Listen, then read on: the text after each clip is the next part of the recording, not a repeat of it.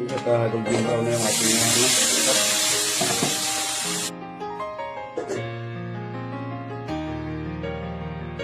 Guys, magdala lang tayo ng laurel. Black pepper.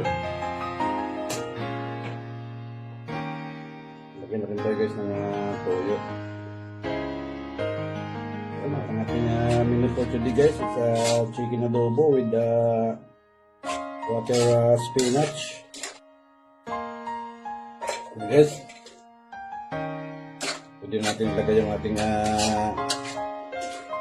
water spinach spring.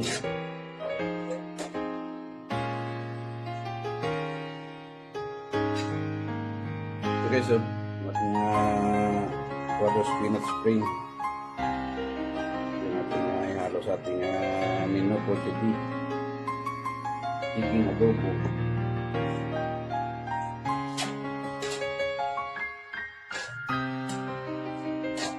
Takpan muna natin guys para hindi sumupa yung ating kangkong.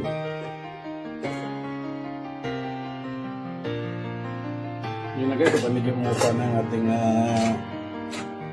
water spinach spring. Ilaga pa natin konti guys kasi medyo matigas yung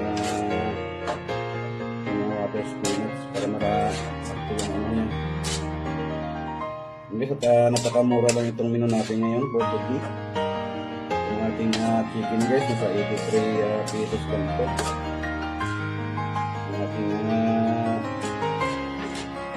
kangkong ay 80 pesos.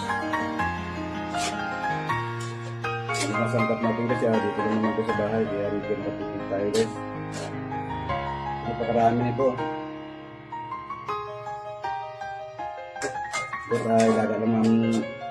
Ilaga lang muna natin ng konti pa guys. Guys, bago lagay lang tayo ng ating konting tak. Lagyan na rin tayo ng suka guys, konti lang.